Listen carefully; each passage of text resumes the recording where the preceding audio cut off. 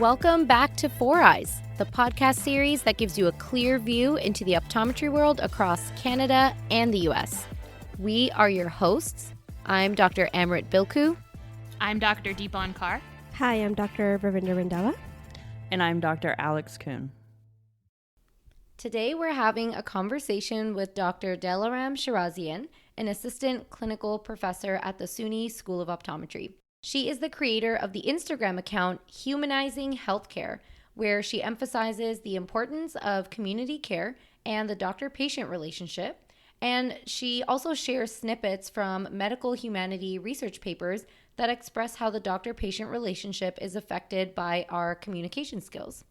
This was a long but needed conversation, so we hope you all enjoy it as much as we did and learn more on how to improve your communication skills with your patients. Dr. Shirazian, for any of our listeners on our podcast who are not familiar with who you are, could you please give us a little introduction about yourself? Sure. So I'm from St. Louis, Missouri, and that's also where I completed optometry school at the University of Missouri, St. Louis. And after optometry school, I went on to do a residency in ocular disease and low vision at the Kansas City VA Medical Center. And I really think it was my residency program that kind of sparked my interest in this human side of healthcare. So I owe a lot to my residency supervisor, Tim Harkins, because every week we used to actually have a humanities session. So us residents and also our faculty, the doctors at the VA, we would all get together and we would discuss various articles and texts on really like the art of doctoring. And one week we actually talked about patient-doctor communication. And I remember thinking like, wow, this is really what we do as optometrists, right? We just sit there in the exam room, and obviously there's a technical component to what we do, but man, we just talk in that room all day. And I thought about, wow, like I really hadn't thought about like how I'm speaking to my patients and how much my words matter until those sessions. And then after residency, I realized I really wanted to go into teaching. And so I applied to various optometry schools. And I felt like I found a perfect fit at SUNY because I actually presented on patient-doctor communication for my faculty interview. And that was also kind of out of left field because coming in and doing an ocular disease residency and low vision, like I think they were expecting me to, present on glaucoma or something like that. And I just came in with like this patient-doctor communication talk. And SUNY was the first place that I felt like they were like, wow, we really want to incorporate this into our curriculum. And they seemed like as excited about it as I was. And I realized that that was kind of a perfect fit for me. So I've been at SUNY ever since. Oh, wow. That's great.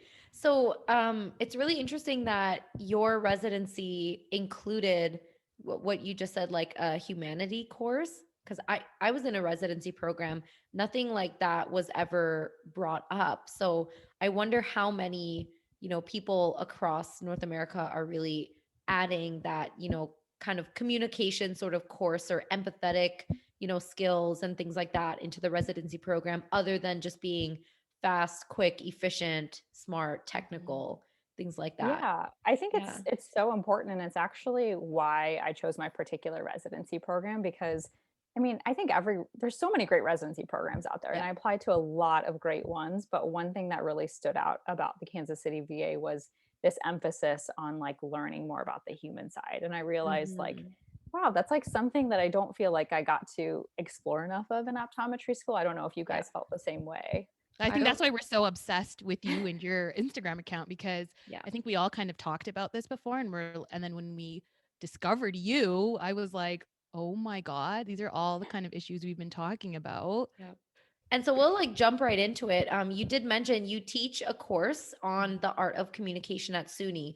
So, at ICO, we did not have a course like this. And I am assuming that some other optometry schools don't have courses like this either.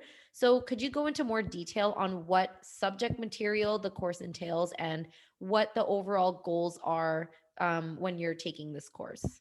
Yeah, so I actually teach communication in a couple of different ways at SUNY. So one of the ways is within the first year curriculum. So in like the clinical optometry sequence, where you kind of like learn like the ins and out of optometry. And I have 3 different lectures there. And the first one is kind of like an introduction to patient-doctor communication. So kind of like the basic things that everyone should know, but I don't know that we're ever taught, like making sure that you're maintaining eye contact with your patient, sitting down at eye level, even how you greet your patients. Like that first impression of when you meet someone has such a lasting effect on how that person thinks about you. So I think that, those simple things that we don't think about enough, I try to bring that into the first course. And then the second lecture is on breaking bad news. So there's a few different protocols out there on how to do that effectively. So we go over that.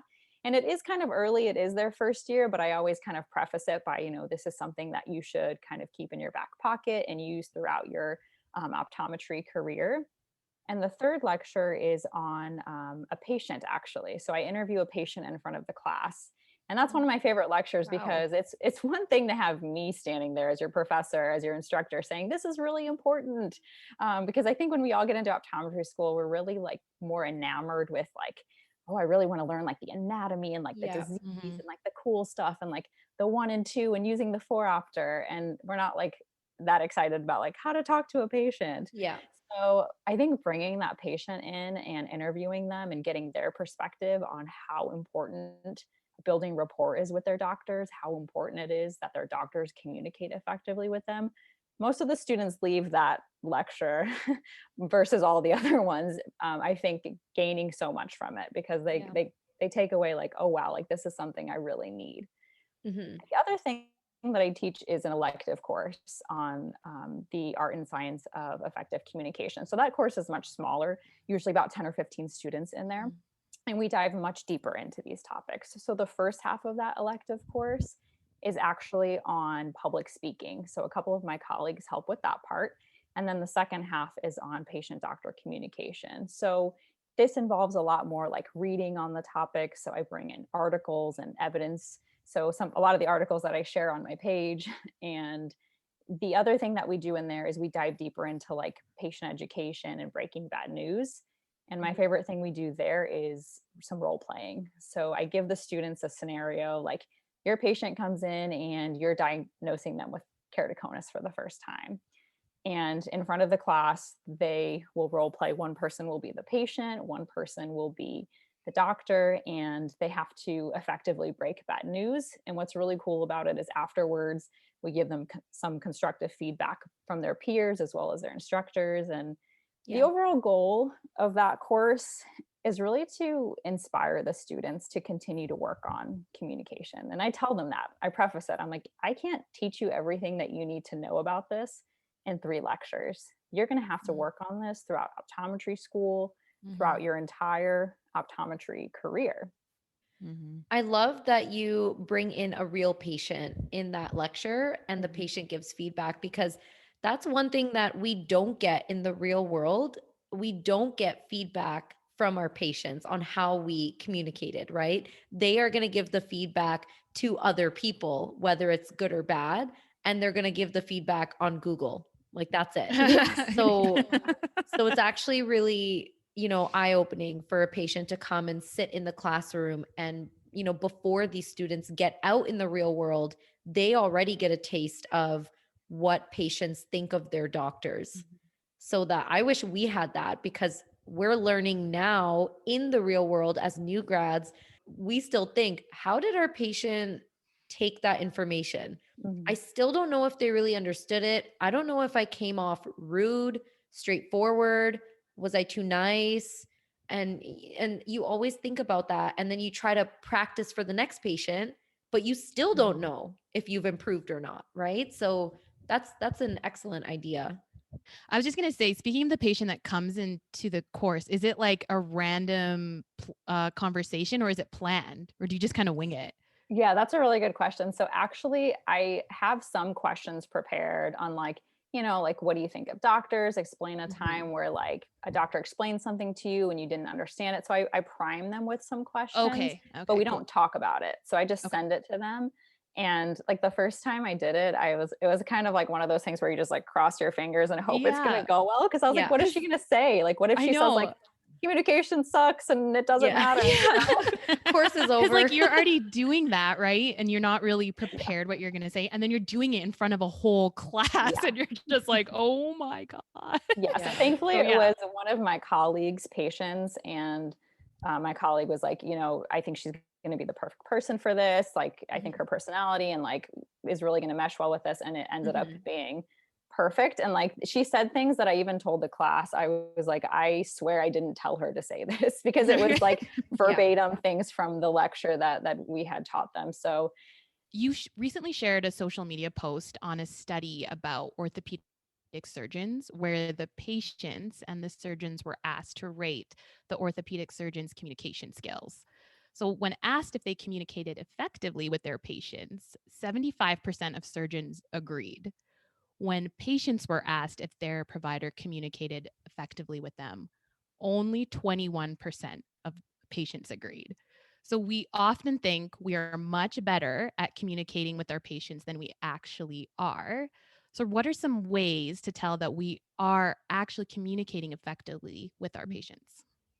Yeah, that's a really good question, because I think we talk about different tips and tricks and like what to say, but how do we actually like reflect on that? So I think the first thing is to really like self-assess and to reflect on like your day's patients. So I think it requires like an active effort to like self-reflect on what conversations you had with your patients. And I think the other thing too is really listening to our patients. So when I explain something, especially if it's something new or a little bit complex, I kind of step back afterwards and I say, okay, we just talked about a lot. Tell me what questions you have, or tell me what's confusing to you. I want to know like what your thoughts are. And that allows the patient time to ask you questions, to ask for clarifications. And I think you can learn a lot about the questions that the patient asks you. If your patients are asking you the same questions after your explanations every single time, then maybe you need to work on that specific area of your explanation. So self-assessing and really listening to our patients is the best way of doing that. Yeah. If someone out there knows that you're not a good communicator, find an alternative method too. So always have something in writing, available for your patients, like pamphlet or a handout for medications. Even I've seen some offices start to make kind of prescription pad for dry eye therapy, because then it's written out when you know that you're busy in your office and you only have 50 seconds to spend telling this patient what to do. Always having that extra type of communication that's written out would be a really good way to effectively communicate with them without actively trying to improve on yourself. It's if you don't have the time. No, that's a really good point.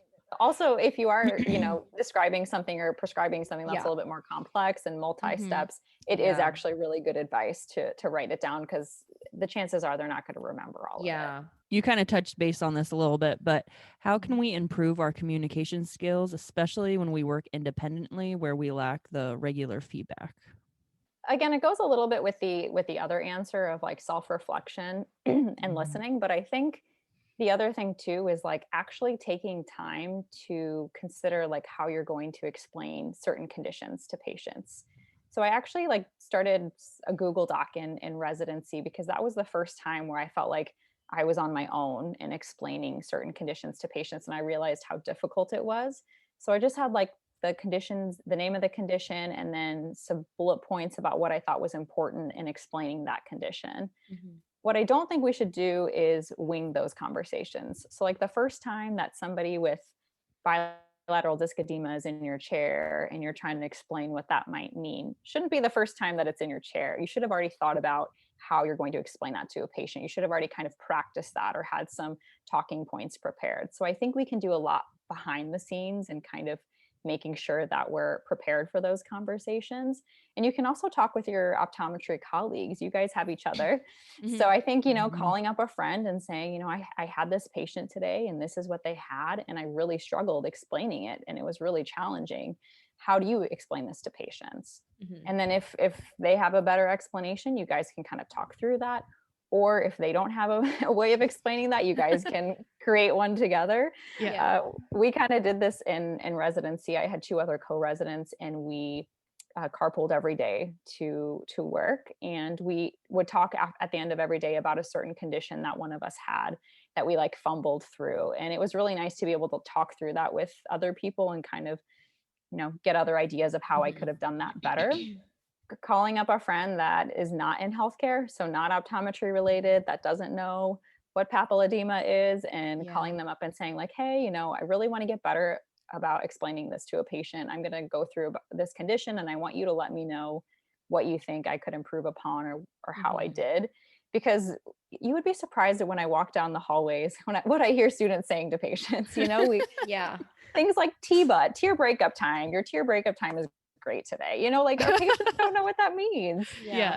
So I think really like having somebody that's not in the optometry field listen to us can be really helpful. Pictures actually say 1,000 words too. Like, I'm really jealous of people that have anterior seg cameras. I want one now. I don't manage anterior seg disease at all, but I need one just because it's so much easier to just show the patient what you're looking at too. And I'll definitely attest to that. We recently got like an anterior segment camera, and now I just like with corneal ulcers, any anterior seg issues, just take a picture. I'm like, this is what I'm talking about.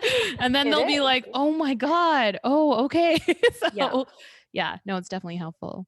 Another helpful thing is so I have a scribe, which I know not everybody can have, but having a scribe, I'll even ask her after I explain something when the patient's gone, but I'll be like, does that make sense to you?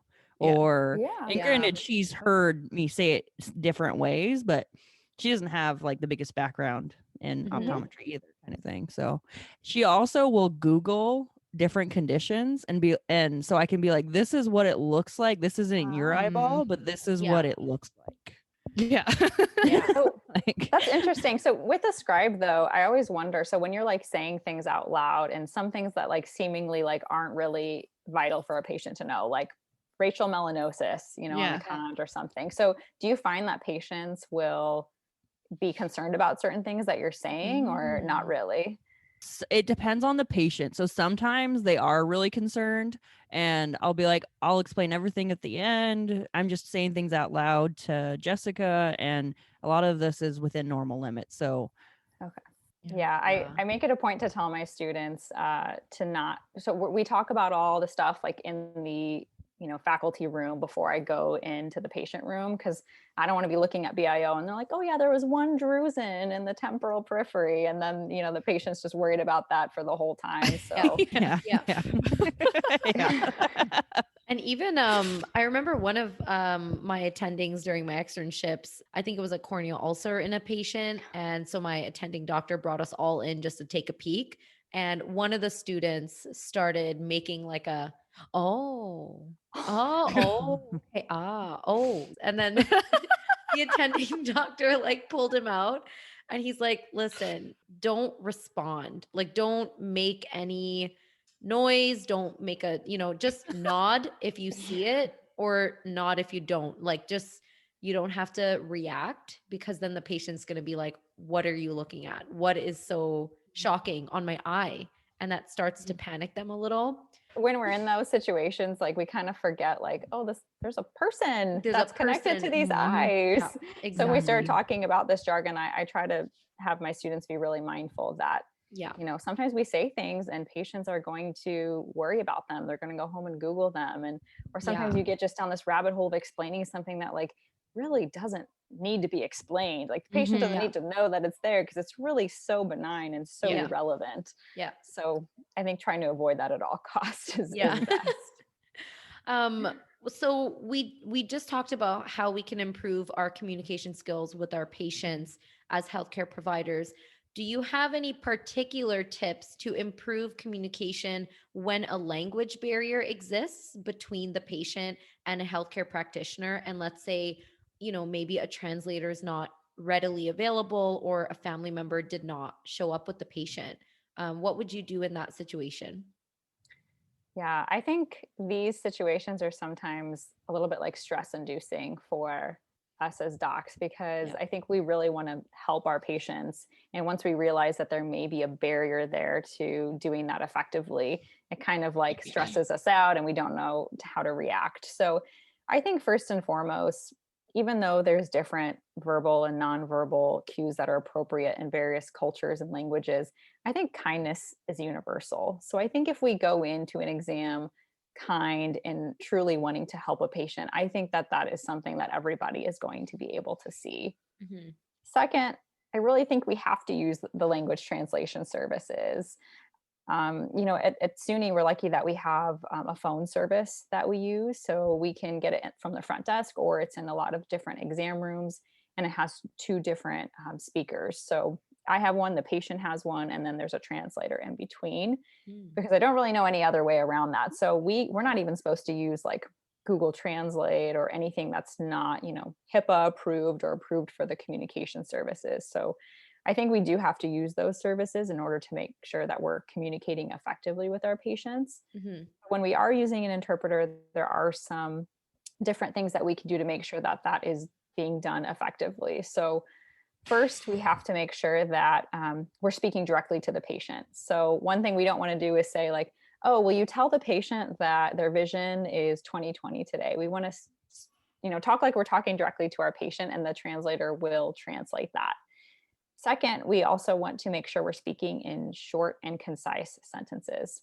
So usually when we're talking to patients and explaining things, we're going on and on and on, but you have to like say one or two sentences and pause, let the translator translate, say one or two more sentences and go on like that. Otherwise, it's going to be difficult for the translator to probably keep up.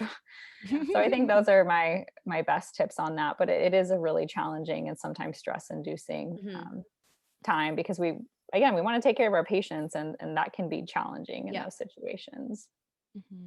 Switching gears a little bit, all of us have experienced the non-compliant patient, and we seldom point the finger back at ourselves to assess what we could have done better for the patient, for them to successfully follow their treatment plan and be compliant. So what are your tips to help practitioners have a better understanding of the patient's perspective of their own health so that we can diminish non-compliant behavior? Yeah, I think there's a lot of different reasons that patients are non-compliant or non-adherent, and I think their perspective of their health can be a really big one. So if patients don't quite understand their medical condition or why they're taking their medications, there's no reason for them to actually take their meds. So a great example of this is glaucoma. That's a condition that we see commonly that requires chronic treatment and is a really big issue with non-compliance. And so if you think about like how intricate it is to explain glaucoma to a patient and how much they have to understand to take an eye drop or multiple eye drops every single day that may have side effects, that cost a lot of money. It's kind of, crazy that more patients aren't not adherent to their glaucoma medication. So I think one way of combating this is really making sure that we're explaining things thoroughly. So with glaucoma, you have to first explain that it's an optic nerve disease. You have to explain that the optic nerve doesn't regenerate. You also have to explain how it leads to slow vision loss. And then you also have to explain where the eye drops come in and how the eye pressure is controlled. So if you actually think about it on that like minuscule level, you realize, wow, this is a really complicated thing to explain to someone. I think also using pictures, we kind of talked about that earlier, showing various optic nerves and then showing a patient a photo of their optic nerve and kind of where they fall in the severity of glaucoma, showing them their OCT images or their visual fields, and really including them like as a partner in their health care is really, really important in getting them on board. Mm-hmm. And I think as far as diminishing non-compliant or non-adherent behavior and understanding the patient's perspective of their health, there's two really important questions to ask a patient. And whenever you're asking these questions, make sure that you're asking them non-judgmentally. And the first one is, what do you understand about your condition? You can gain a lot by getting the patient's perspective.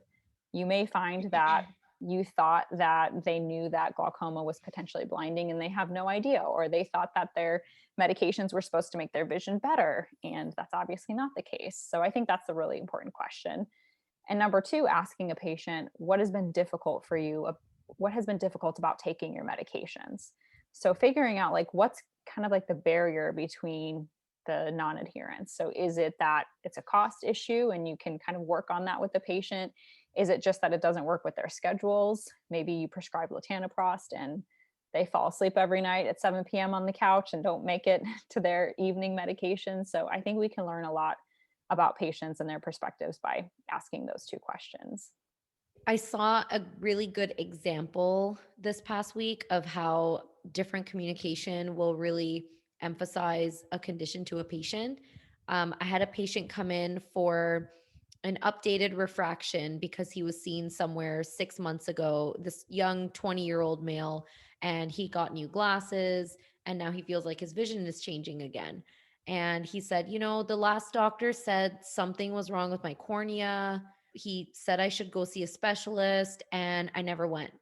And I said, okay, so, you do the whole exam, lots of SIL, suspecting keratoconus. And I asked, what did the doctor tell you about your cornea? Like, what do you remember? And he said, that's it. I just know I have something with my cornea. And he just said, I should see a doctor. And I told him I don't want to.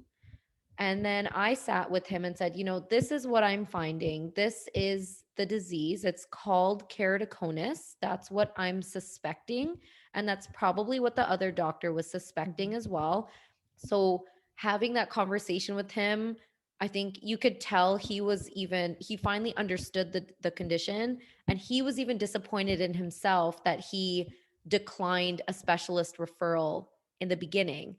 And then of course he was like, can you send me somewhere? Like, can you give me a referral? So there's a big difference there with the communication immediately. I don't know what the other doctor said. They probably said the same thing, but they might not have asked the question at the end, what do you understand of what I just told you? Or exactly. Do you need me to repeat anything? Do you have any questions? And that makes a big difference with how these people start to care about their own health, just because you take that extra minute to ask them, what do you understand from this condition and what I just said? I also think that's where a lot of optometrists kind of struggle as to like how to communicate, because they think about time too, right? Like how you were saying, explaining things maybe 3 or 4 times. And definitely like when I think about going to my own family physician and she tells me something, I'm like, wait, what? And then she'll be like, okay, let me say this again. And it's like, I think practicing really helps with that. So like I was saying, like if you kind of already have like a script of like what you're going to say, it goes a lot smoother. Because if there's a condition that pops up that you're like, oh man, I haven't explained this in a long time, you can kind of fumble through it. It takes a lot longer. You realize that certain patients need you a little bit more than others. And I think that's okay. Not everyone is going to need the same thing out of their providers. And like you were mentioning earlier, like using those like written out handouts for things like, I don't know, even presbyopia sometimes takes a while to explain. But that's something really benign that I feel like you could give a handout on and explain to them, or have your optician explain to them when they're getting new glasses. There's things that I feel like you can kind of make a little bit more efficient. But like you were saying, those conversations with those challenging conditions, there's no way to rush those. Talking more about charting for our patients, you shed light on using particular clinical terminology to ensure we are not dehumanizing our patients. Certain wording or phrases can follow patients through their medical journey and can impact their care with other health professionals. So, for example, charting "the patient denies drug use" can be rephrased to "the patient reports no use of illicit drugs." What should we be thinking about when we chart all this medical jargon in order to avoid dehumanizing our patients? Yeah, I think the main thing that we have to think about is remembering that our patients are people. Again, this is like a very seemingly simple thing, but if you think about it, like whenever we're going through like patients throughout the day with our students, I'm always like, okay, this is a 49-year-old female, they're a glaucoma suspect. We're constantly just referring to them as their conditions. And I mean, that's what we do. We're here to take care of their eyes, of course, but we have to remember that those eyes are actually connected to a person. So I think there's certain phrases that I've just gotten away from, and that's those phrases that label our patients. So even things like the diabetic patient, I try to avoid using that both in conversation with my students and in a chart. I'd rather say, this 53-year-old male that has diabetes, and putting that person before their condition. And also things like even labeling someone as a non-compliant patient. That's something that will go with them forever. They're always going to be labeled as that patient that doesn't want to take their medication. So, putting in the chart like patient has having difficulty affording their medications, like put the reason why they're not able to take their medications instead. I don't really know if there's any like particular things that I can think about in terms of charting, but I just think that we should be mindful of when we're writing something in a chart, when we're talking to colleagues, if you're in a setting where you're talking to students, especially, that you're making sure to use like patient-centered terminology instead of just like labeling our patients. And we have to constantly remind ourselves of this. So yeah, I was just having a conversation with my sister today, and she's a pharmacist in Ontario, Canada. And we were just talking about how we're trying to change the wording around our patients, especially when she's consulting and when I'm charting or even talking about a patient to a different colleague.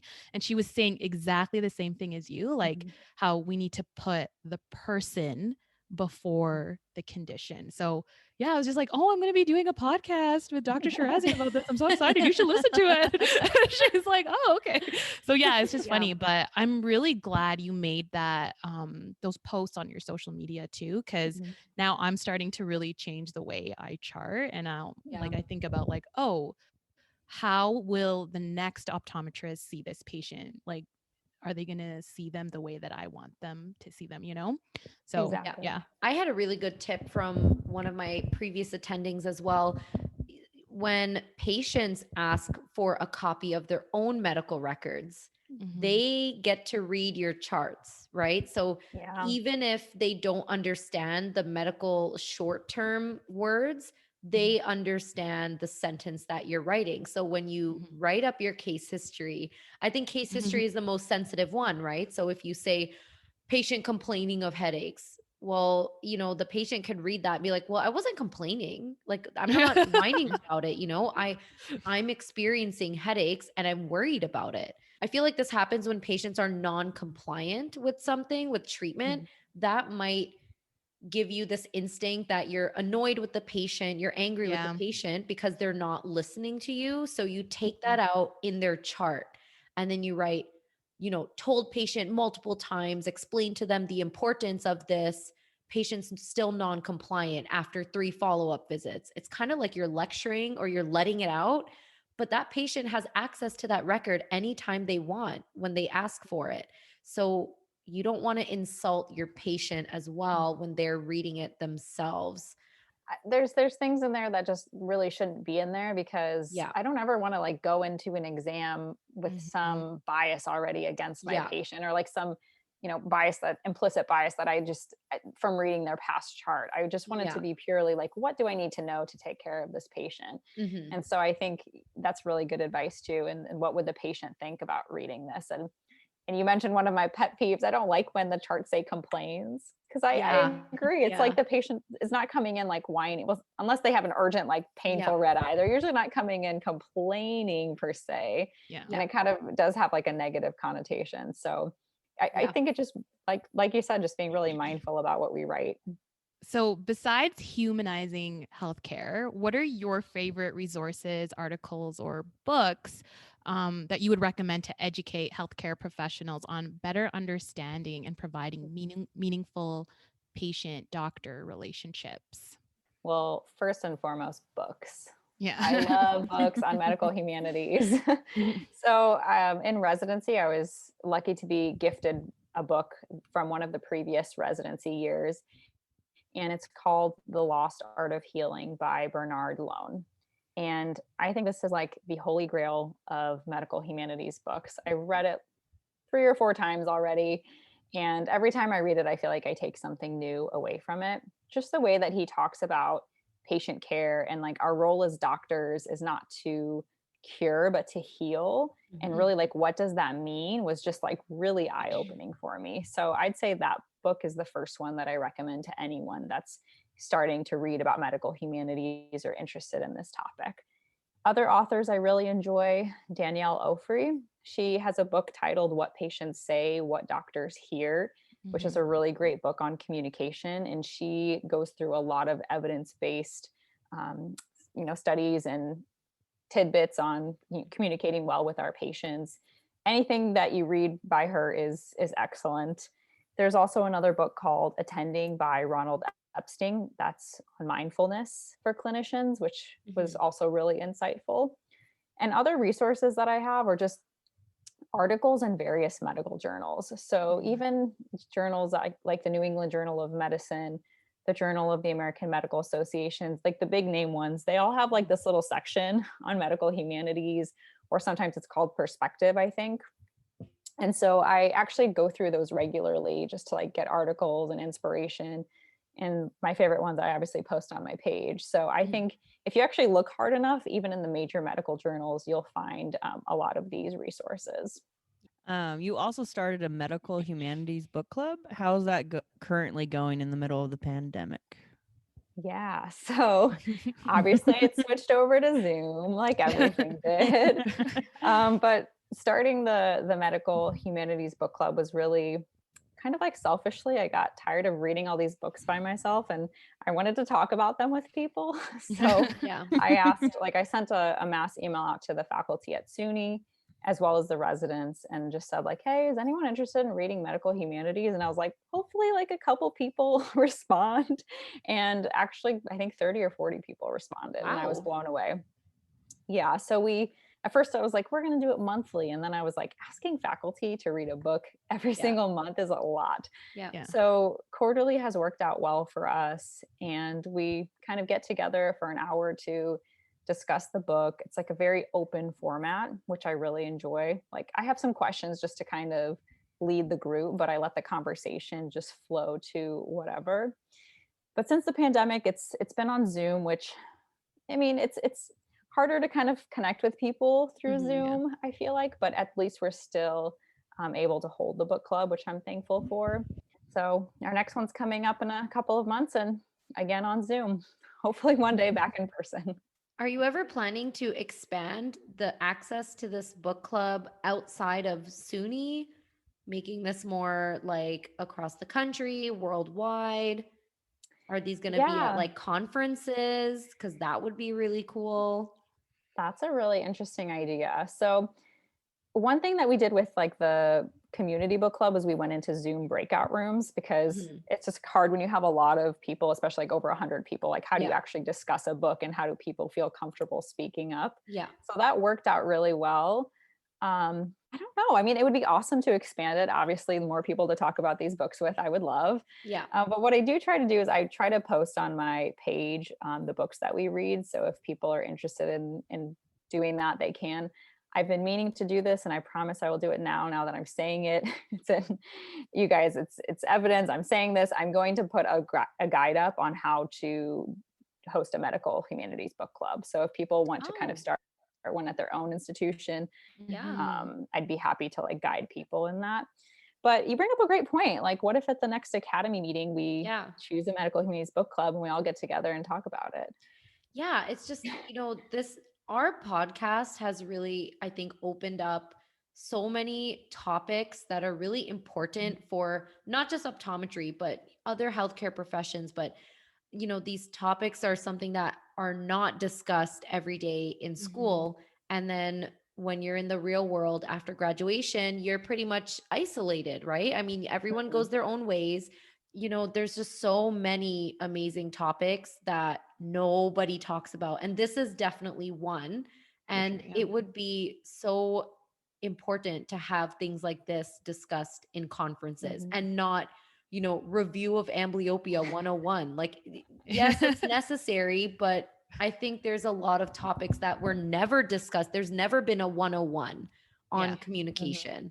And these are things that, I'd love to go to conferences about and get CE credit for something like that, because that is part of our career. and we have to always improve ourselves on our communication skills. So why not, have that part of our continuing education? Yeah. I'll back you up on it. Yeah. Sign the petition. Well, I will say I have put out, lectures to national conferences on this topic. So hopefully one day they will become approved. But oh, nice. Okay. yes, Okay. but for SUNY, we have our local CE programs.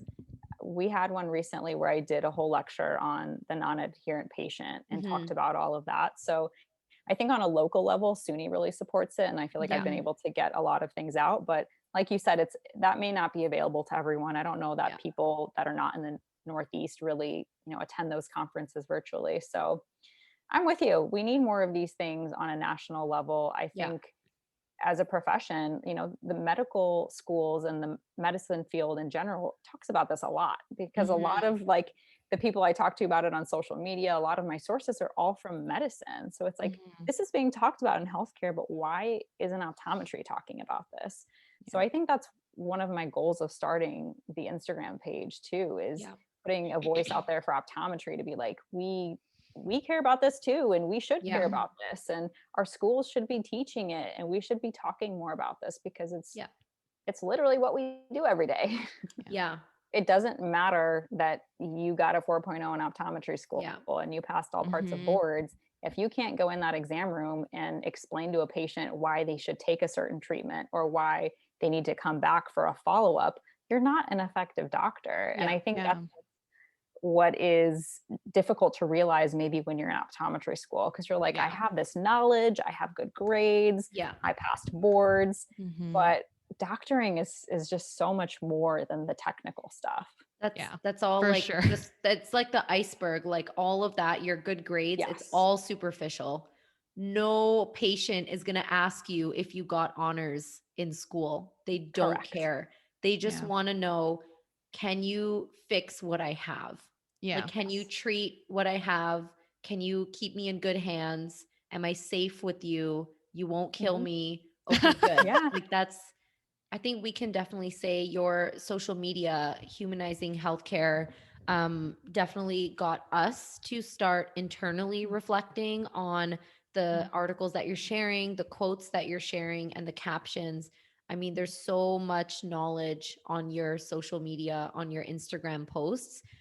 We highly, highly recommend everybody that's listening to follow your social media, read the posts, read the captions thoroughly, and sit for like 2 seconds and just reflect on what article you've shared and the information that's there, and see if that's hopefully something that you're already applying, like in your practice every day, even as a student in clinic, during your rotations. This is something to start practicing, because I think as new grads, we've seen the difference with how our communication has changed, even 1 year out of graduation.